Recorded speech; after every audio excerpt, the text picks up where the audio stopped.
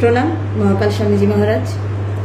বাংলাদেশে শেখ হাসিনা সরকারের পতন হলো, তিনি পদত্যাগ করলেন এবং পালিয়ে এলেন ভারতবর্ষে। এর পরবর্তীতে হয়তো তিনি লন্ডনের দিকে যাবেন, খবর এমনই আসছে। বাংলাদেশ এখন উত্তাল অবস্থায়, প্রচণ্ড ধ্বংসলীলা আমরা দেখতে পাচ্ছি। বঙ্গবন্ধুর মূর্তি ভেঙে ফেলা হলো। এহেন পরিস্থিতিতে বাংলাদেশ কোন দিকে যাচ্ছে? হিন্দুদের বহু মন্দির ভেঙে ফেলা হচ্ছে। সংখ্যালঘু হিন্দুদের পরিস্থিতি এখন কোথায় গিয়ে দাঁড়াবে? কাল সমগ্র প্রশ্নের উত্তর দেয়, অর্থাৎ আমরা এক কথায় বাংলা, সহজ বাংলা পরিভাষায় বলি সময়, সব কিছুর উত্তর দেবে। সেই জন্যে সময় এমন একটা জিনিস যা মনুষ্য জীবনে প্রতিনিয়ত ওতপ্রোতভাবে জড়িয়ে থেকে কাজ করেই চলেছে, কিন্তু তার কেউ আন্দাজ করতে পারে না। যারা দূরদর্শী, ত্রিকালদর্শী তারা হয়তো জানেন, যেমন জানতেন না শেখ হাসিনা সরকার, আজকের দিনে এসে তার এই গোড়াপত্তন। বলা যেতে পারে ব্যাকরণের ভাষায় নিপাতনে সিদ্ধ। অবশ্যই এর একটা পজিটিভ দিক আছে, আর একটা দিক আছে যে চূড়ান্ত পর্যায়ের পতন। মানে আমটি বৃন্তচ্যুতি হলো, ওই আমটি কিন্তু আর কখনো ওই বৃন্তে, গাছে থাকা যে বৃন্তের সঙ্গে জয়েন্ট করে দিলে আর হয় না, সেই রকম একটা চরম পতন ঘটে গেছে বলে আমার ধারণা, যেটা শেখ হাসিনা সরকার জানতো না।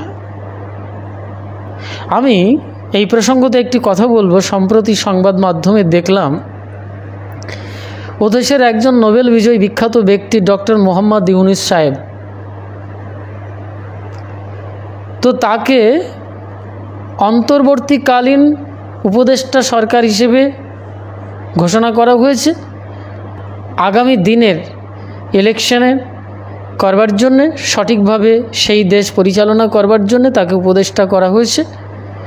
ছাত্র সংগঠনের পক্ষ থেকে যারা আর কি এই কোটা বিরুদ্ধে, বৈষম্যতার বিরুদ্ধে আন্দোলন করেছিল, সেই ছাত্র সংগঠনের যে সমস্ত নেতা নেতৃবর্গ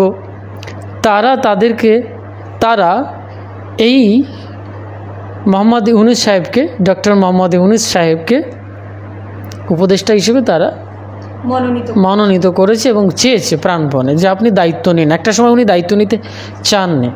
তো সেই নোবেল বিজয়ী এই বিখ্যাত ব্যক্তিটি নাকি একটা উদ্ধৃতি দিয়েছেন যে দীর্ঘদিন ধরে বাংলাদেশের শেখ হাসিনা সরকারের স্বৈরাচারী জেনারেল শাসকের মতো করেই নিয়ন্ত্রণে রেখেছিল, আজকে তার নাকি বন্ধন কেটে গেল, বাংলাদেশ মুক্ত হলো। তিনি দখল করে রেখেছিলেন, এই রকম একটা ভাবনায় তিনি চলতেন। এখন এখানে দুটো রাজনীতি চলছে, শেখ হাসিনা সরকারের পক্ষে আবার শেখ হাসিনা সরকারের বিপক্ষে। মাঝখানে কিন্তু একটা পক্ষ আছে, এটাকে বুঝতে পারছে না। পক্ষটা হচ্ছে এই, যে সমস্ত ছাত্ররা আন্দোলন করলেন বৈষম্যতার বিরুদ্ধে, কোটার বিরুদ্ধে, কোটা সংরক্ষণ, আসন সংরক্ষণের জন্য যে আন্দোলন, সেই আন্দোলন করতে গিয়ে তারা সঠিক রাস্তায় ছিলেন কি না ছিলেন এগুলো আগামীকালের সময়, আগামী দিনের যে সময় আসবে সেই সময় এই প্রশ্নের উত্তর দেবে যে কতটুকু লিগালাইজ তারা করতে পেরেছে নিজেদেরকে। কিন্তু বর্তমান যেটা দূরদর্শনের সামনে চলে এসেছে, সমাজ মাধ্যমে চলে এসেছে, যখন শেখ হাসিনা সরকার দেশ ত্যাগ করলেন, অর্থাৎ এক প্রকারের পালিয়ে গেলেন, তার কিছুই করার নেই পালিয়ে যাওয়া ছাড়া। কারণ আমার ব্যক্তি দৃষ্টিকোণ থেকে মনে হয়েছে, সার্বজনীনভাবে বলা যেতে পারে, তার ব্যক্তিগত কিছু রাজ্য বা দেশ শাসনের ক্ষেত্রে তিনি সঠিক রাজার ভূমিকা পালন করতে পেরেছিলেন বলে আমার মনে হয় না, সন্দেহ কাজ করে। সেখানে একটা স্বৈরতান্ত্রিকতা অবশ্যই কাজ করেছে, এবং এই ছোট্ট স্বৈরতান্ত্রিকতার আড়ালে কোন বিদেশি মাদকদার গোপনে গোপনে কাজ করে গিয়ে প্লাসে প্লাস বানিয়ে দিয়ে প্লাস বানিয়ে দিয়েছে। ঠিক আছে, ঘটনাটি এই মাঝখানে একটা থার্ড পোর্শন চলছে, সেই থার্ড পোর্শনের প্রতিহিংসা কিন্তু দেখা যাচ্ছে। কোথায় দেখা যাচ্ছে? যিনি বাংলাদেশকে স্বাধীন করবার জন্যে তার জীবন প্রাণ দিয়ে লড়াই করেছিলেন, সেই শেখ মুজিবুর রহমান,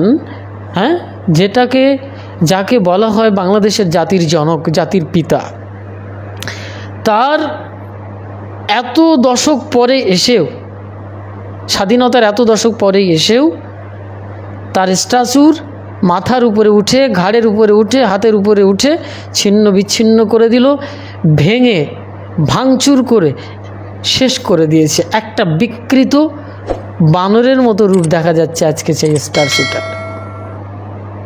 এই যে নৃশংসতা ছাত্র রাজনীতির আড়ালে কারা এটা করেছে, এটা হচ্ছে তৃতীয় পক্ষের কথা বলছি। আমি প্রথমে এটা দিয়ে বলবো, এটা কেন করলো, কারা করলো, এর তদন্ত হওয়াটা উচিত। কারা ভারতের বিরুদ্ধে আন্দোলন করলো, মানে স্লোগান তুললো, কারা এই মন্দির মঠ হিন্দু সংখ্যালঘুদের উপরে অত্যাচার করছে, ভেঙে চুরে একাকার করে দিচ্ছে, কারা এরা? এদেরকে আন্তর্জাতিক পর্যায়ে তদন্ত করা উচিত সঠিক প্রক্রিয়াতে। এটা একটা পোর্শন রয়েছে। কিন্তু শেখ হাসিনা সরকার, অর্থাৎ শেখ হাসিনা যে দেশ ছাড়লো, পদত্যাগ করলো, এর পেছনের মূল কারণ কিন্তু অনেকগুলো রয়েছে। এই যে ছাত্রদেরকে গুলি করে মেরেছে, সংবাদ মাধ্যমে একটা ট্র্যাজেডির কথা বলছি। মুগ্ধ বলে একটা ছেলে, স্টুডেন্ট, ও খুলনা ইউনিভার্সিটি থেকে ও গণিত বিভাগে স্নাতক পাশ করে তারপরে উচ্চতম ডিগ্রি নেওয়ার জন্য চেষ্টা করছিল এবং ও ফ্রিল্যান্সিং করতো, সেখান থেকে কিছু টাকা পয়সা ইনকাম করে চলতো। আর মানুষের দুঃখ দুর্দশা দেখলে সে সেখানে ছুটে যেত। এই ছাত্রদের এই ছেলেটির মানে বিদেশে গিয়ে উচ্চশিক্ষায় আরও শিক্ষিত হবার একটা প্ল্যানিং চলছিল এবং ও সেরকমভাবে এগোচ্ছিল বটে। হ্যাঁ, ও বিমান বাহিনীতে চাকরি করবে, বড় ডিপার্টমেন্টে চাকরি করবে, এরকমই ওর একটা ড্রিম ছিল এবং সেরকমই ও ট্যালেন্ট স্টুডেন্ট ছিল। কিন্তু সে কি করলো, তার ভেতরের যে মানবিকতা, ছাত্র আন্দোলনের ভেতরে ও ঢুকে গেল। যখন পুলিশ তাদেরকে ধরপাকড় করছে, তখন ও জলের বোতল নিয়ে আর বিস্কিটের প্যাকেট নিয়ে ওদেরকে সাহায্য করার জন্যই সেটা করছিল। যেদিন ওর প্রাণ চলে গেছে, কিছুক্ষণ আগের একটা ভিডিওতে তা দেখা যায়। সেই ছেলেটি মাথায় গুলি লেগে পুলিশের গুলিতে ওখানে শেষ হয়ে গেল। তার একটা ভবিষ্যতের স্বর্ণোজ্জ্বল যে জীবন, সে জীবন বা একটা বিশেষ প্রজন্ম ধ্বংস হয়ে গেল। পিতামাতার একটা স্বপ্ন শেষ হয়ে গেল, হত্যা করা হলো। সত্যি এটা দেখতে দেখতে চোখে জল আসছিল, কল্পনা করা যায় না, ভাবা যায় না। এবং 11 বছরের একটি ছেলে জানলার পর্দা বা দরজা দিতে গেছিল, কপাট দিতে গেছিল, সেই সময় তার চোখে গুলি লেগে মস্তিষ্ক দিয়ে বেরিয়ে যায়, দেয়ালে গিয়ে পড়ে যায়, তারপরে সেখানে সে মারা যায়। এবং দেওয়ালে এখনো সেই দাগ চিহ্ন সব কিছু রয়েছে। 10ম শ্রেণীতে পড়া সম্ভবত একটি মেয়ে, নাইমা বলে, সবাই জেনে ফেলেছেন অলরেডি, দেখছিলাম। তার বাবা মা গ্রাম থেকে নিয়ে গেল ছেলে মেয়েটাকে মানুষ করবার জন্যে। সেখানে কিছুদিনের পরেই এই সংঘর্ষের মাঝখানে পড়ে সেই মেয়েটির প্রাণ চলে গেল। আসবে কি সেই নাইমা ফিরে? আসবে কি সেই মুগ্ধ ফিরে? এই মেয়েটি সংবাদ মাধ্যমে আমরা যতদূর দেখছি, মেয়েটি কিন্তু আন্দোলনের মধ্যেও ছিল না। ও ফ্ল্যাটের 4তলাতে, কেউ 4তলাতে রয়েছে, কেউ 2তলাতে রয়েছে, কেউ ব্যালকনিতে ছিল, কেউ ঘরের ভেতরে ছিল, কেউ জানলার কাছে ছিল। এই যে বাচ্চা ছেলেটি সামির, 11 বছরের, ক্লাস 5-এ পড়ে, হ্যাঁ, ও শুধুমাত্র জানলা আটকাতে গিয়েছিল বা ওখানে জানলা বন্ধ করতে গিয়েছিল তাড়াতাড়ি। কিন্তু সামির জানে না যে সময় কালচক্র তাকে এইভাবে নিষ্পেষিত করে দেবে। এই সময় চক্রকে আমরা কেউই জানি না। ফলে শেখ হাসিনা সরকারের যে পতন ঘটেছে, আজকের যে উত্থান, ছাত্র আন্দোলনের প্রেক্ষাপট থেকে কিছু ফ্যাসিস্ট, কিছু স্বৈরতান্ত্রিক গুপ্ত মাওবাদী সংগঠন যারা এখনও ভাঙচুর করছে, আগুন জ্বালিয়ে দিচ্ছে, সব কিছুর সময় উত্তর দেবে। আমি এই কথাটাই বলবো, সময় সব কিছু উত্তর দেবে।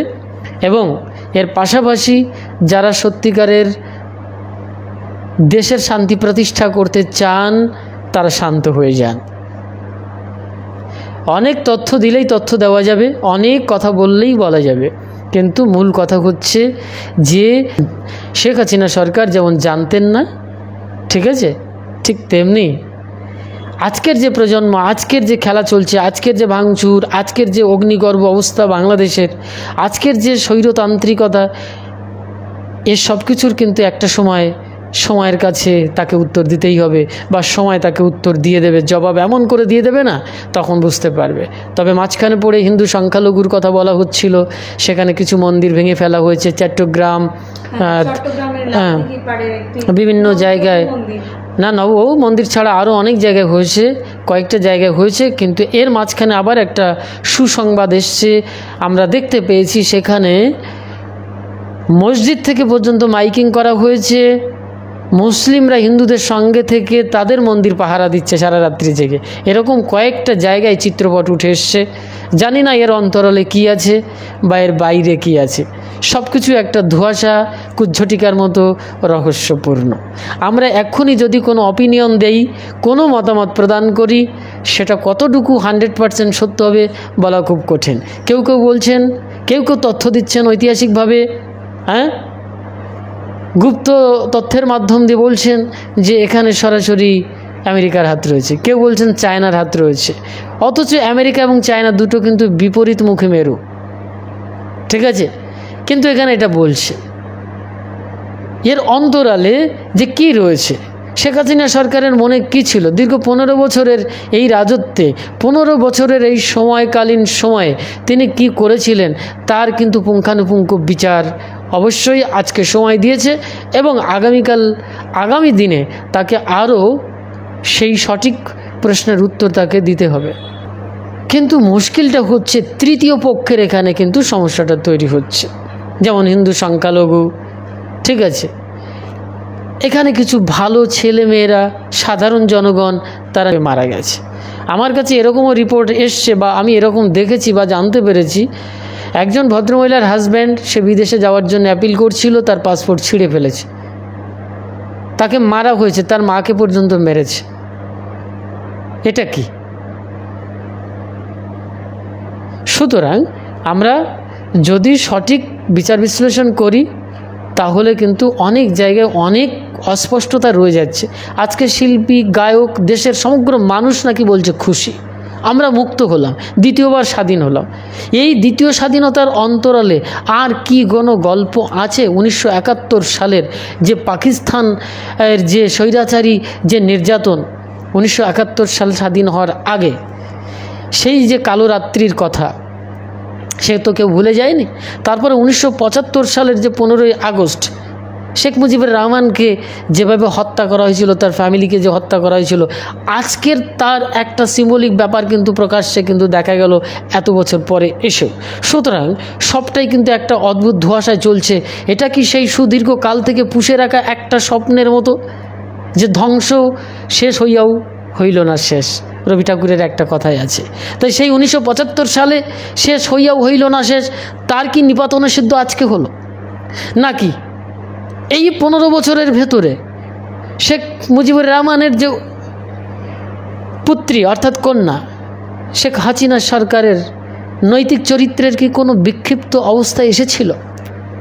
রাষ্ট্রীয় মেরুকরণে, রাজনৈতিক মেরুকরণে, সেসব কিছু তো একটা সময়ের কাছে আবদ্ধ রয়েছে, এক অদ্ভুত স্যাটেলাইট ক্যামেরার কাছে রয়েছে, যেখানে সবাই চোখ রাখতে পারবে না। সুতরাং কোনো একটা পক্ষ নিয়ে কথা বললেই কিন্তু ধোঁয়াশার ভেতরে আমরা চলে যাব, অস্পষ্টতা সব জায়গায়। এই জন্যে আমি আমার মন্তব্য এখানেই এইভাবেই ঘোষণা করব, সেটা হচ্ছে যে সব কিছুতে একটা অদ্ভুত কুজ্ঝটিকা, অদ্ভুত এক অদ্ভুত এক ড্যামেজড পরিস্থিতির ভেতরে চলছে। প্রচণ্ড বাংলাদেশ অগ্নিগর্ভ অবস্থার ভেতরে চলছে। হিন্দু সংখ্যালঘুরা শরণার্থী হওয়ার পথে, অর্থাৎ ভারতবর্ষে আসবার জন্য তাদের মানসিক প্রস্তুতি তো হয়েই গেছে। কেউ কেউ হয়তো চলে আসছেন, কিন্তু বর্ডারে অত্যন্ত কড়া পাহারা রেখেছে। অবশ্য ভারত সরকার শরণার্থীদেরকে পূর্বেই বলেছিল তাদেরকে আশ্রয় প্রদান করবে, সে বিষয় নিয়ে কোনো সন্দেহ নেই। এবং শেখ হাসিনা সরকারের সাথে তথা বাংলাদেশের সাথে একটা সুসম্পর্ক ছিল। আজও সেই যে আতিথেয়তা সেটা কিন্তু ভারত সরকার দেখিয়েছে। কারণ শেখ হাসিনা সরকার যখন দেশ ছেড়ে চলে এসছে তখন কিন্তু তিনি দিল্লিতে গাজিয়াবাদে গিয়ে আশ্রয় গ্রহণ করেছেন। পরবর্তীকালে কোথায় যাবেন সেটা তার ব্যক্তিগত ব্যাপার। কিন্তু আমি ব্যক্তিগতভাবে একটি কথা বলবো, ওনার কয়েকটা লেকচার আমি শুনেছি, গুটি কয়েক কথা শেখ হাসিনার এই ছাত্র আন্দোলনের অনেক পূর্বের কথা বা প্রাথমিক পর্যায়ের কথা। তখন ওনার কথন বচনের ভেতর থেকে একটা অদ্ভুত রুক্ষতা বেরিয়ে এসেছে। এটা কিন্তু আমার হৃদয়ে এসে ভীষণভাবে মর্মাহত করেছিল যে প্রকৃত দেশপ্রেমী মানুষের ভাষণ এবং বচন সবসময় এটা হতে পারে না। কোনো একটা ইস্যু তৈরি হলেই ভাই তুমি এটা করেছো, অপোজিট পার্টি এটা করেছে, এটা তো রাজনৈতিক মঞ্চে এটাই খেলা চলছে সমস্ত জায়গায়। আমি সবসময় ধোয়া তুলসীর পাতা, আমার উপরে আর ভালো কিছু হতে পারে না, তাই না? যেমন পশ্চিমবঙ্গে হাজার হাজার স্টুডেন্টদের চাকরি কিন্তু চলে গেল, তারপরেও কিন্তু সেখানে কোনো বিচার হচ্ছে না, মামলার নিষ্পত্তিও হয় না এখানে। তাই সন্দেশখালিতে কোনো বিচার হলো না। সেখানে যদি একটা মেয়ে, আমি ধরলাম হাজার হাজার মেয়ে নির্যাতিত হয়নি, কিন্তু হাজার হাজার জমি দখল করে নেওয়া হয়েছিল, সেটা তো ফেরত দিয়েছে, এটা প্রমাণিত হয়েছে। সেখানে কোটি কোটি টাকা পাওয়া গেছে, সেই কোটি কোটি টাকা কোথার থেকে এসেছে? সেখানে একজন নারী হয়তো অন্তরালে, সে কোনো হয়তো আন্দোলনে আসেনি, নিভৃতে তার যন্ত্রণার ব্যথায় ব্যতীত হয়ে চোখের জল হয়তো ঘরের কানাচে গিয়ে ফেলছে, তার কথা কেউ জানে না। হয়েছে এরকম কোনো একজন নারীর জীবনে এরকম ঘটেছে, সে কি বিচার পেয়েছে? সবই পাল্টে গিয়ে গেছে, সবই উল্টে গেছে।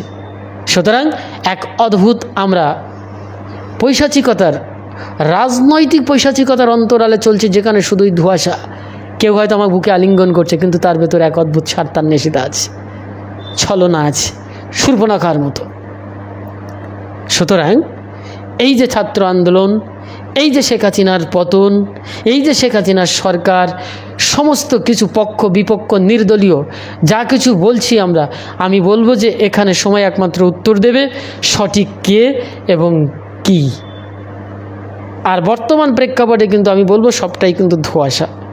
এই ধোঁয়াশার অন্তরালে, এই ধোঁয়াশার ভেতরে গিয়ে আপনারা যারা সঠিক পথে আছেন তাদের জন্য আমার এই পূর্বাভাস যে আপনারা কেউ বিক্ষিপ্ত হবেন না এবং আপনারা শান্ত থাকার চেষ্টা করুন। আর যারা এই অরাজকতা সৃষ্টি করার চেষ্টা করছেন তারা শান্ত হন, আগুন জ্বালাবেন না। আগুন দিয়ে কখনো স্বাধীনতা আসে না। আগুন দিয়ে পৃথিবী নষ্ট হয়ে যাবে, পৃথিবী পুড়ে যাবে, পৃথিবীর মানুষ পুড়ে যাবে। অপরের কাপড়ে আগুন লাগিয়ে দিলেন, একটা সময় আপনার ঘরে কিন্তু সেই আগুন লেগে যাবে। আমাদের সুকান্ত ভট্টাচার্যের বিখ্যাত কবি সুকান্ত ভট্টাচার্যের একটা কথা আছে যে ছোট্ট একটা দেশলাইয়ের কাঠিতে কিন্তু ছোট্ট হয়তো অল্প অগ্নি থাকে, কিন্তু ওই ছোট্ট একটি দেশলাইয়ের কাঠিতে সমগ্র কিন্তু জ্বালিয়ে পুড়ে ছারখার করে দিতে পারে। সুতরাং আগুন নয়, প্রেম চাই।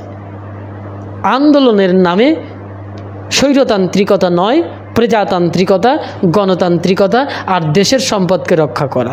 যারা এই ছাত্র আন্দোলনের নামে দেশের সম্পত্তিকে নষ্ট করেছেন, এটা কোন ধরনের ছাত্র রাজনীতি, কোন ধরনের ছাত্র শিক্ষা?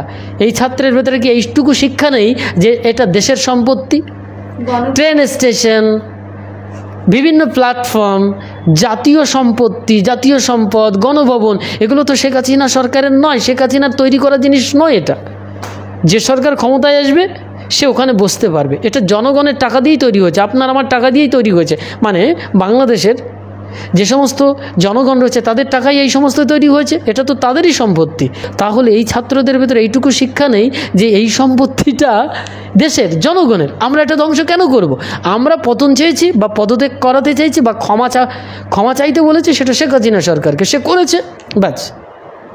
এবার আইনি প্রসেস অনুসারে আন্দোলন বা তাদের স্বাধীনতার বাঁচিয়ে রাখার একটা ব্যাপার থাকতে পারে, সেটা লফুল্লি যেতে হবে, কিন্তু সেটা হয়ে ওঠেনি। সুতরাং এখানে পরিষ্কার রূপে তৃতীয় একটা পোর্শন দেখা যাচ্ছে, চূড়ান্ত একটা পর্যায়ে স্বৈরতান্ত্রিকতা, বৈষম্যতা, যেটাকে ওখানকার প্রকৃত ছাত্র রাজনৈতিক নেতারা যারা যে সমস্ত ছাত্র নেতা রয়েছেন তারা অলরেডি বলে দিয়েছেন যে সংখ্যালঘুদের উপরে যেন অত্যাচার না হয়, আমরা তাদেরকে অবশ্যই রক্ষা করব এবং দেশের সম্পত্তিকে রক্ষা করব।